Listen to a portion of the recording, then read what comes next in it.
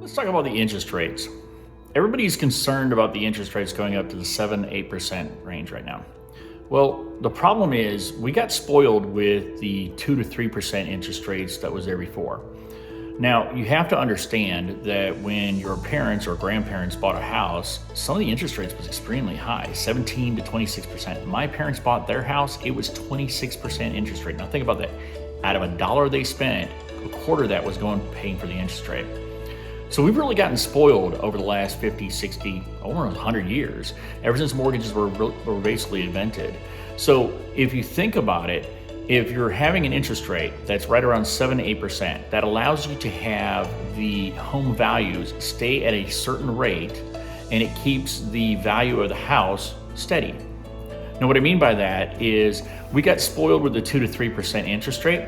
It's actually better off not to have that, because what it did is it flooded the market with the amount of buyers that were out there, and it decreased the amount of homes that are available because so many people were buying homes and we just couldn't keep up. It's not a healthy environment when you cannot keep up with the amount of things that are there. Instead, people are making rush decisions. They're into buying purchases that are not really worth the value that's there. And instead, you're basically setting yourself for failure and down the line. And that's exactly what people are feeling right now. So what should be the interest rate? Well, right around 6% to 8%. That's exactly what it was back in 2014 to 2018, before we started all this insane craziness that was going on. In this area, the northeast part of the state, and we're talking about 9 counties, the interest rates used to be close to that price range, okay? We used to have only 2,168 homes average, which is less than 2 weeks worth of inventory. What I mean by that is you only have a certain amount of time frame that the houses will stay on the market. If no other house comes on the market and you sell all of them, well, guess what?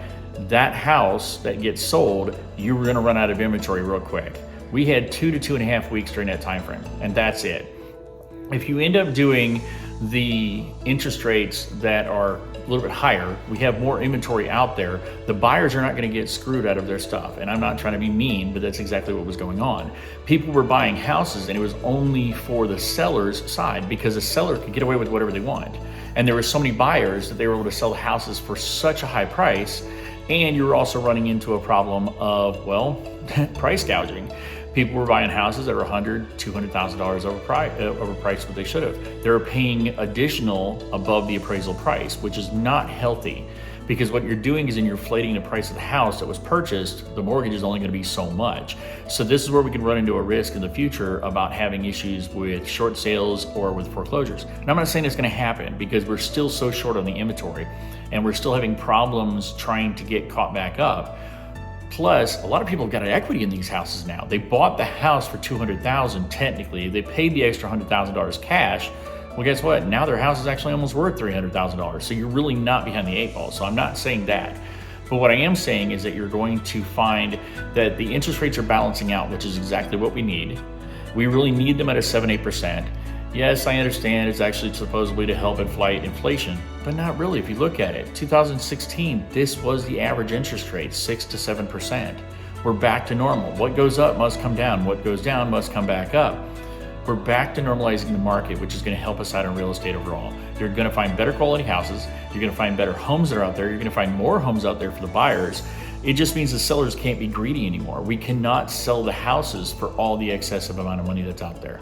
So if you're so worried about the interest rate, you're so worried about trying to buy a house before the interest rate craze goes over, and by the way, the Feds are talking about raising the interest rates again, probably another 1/4 of a point to 3/4 of a point in the next month, and then again in December or January they're going to do it again. But that depends who gets elected, and I'm not going to go into politics at all on this, but it all depends on who gets elected and how well they can allow that to go on.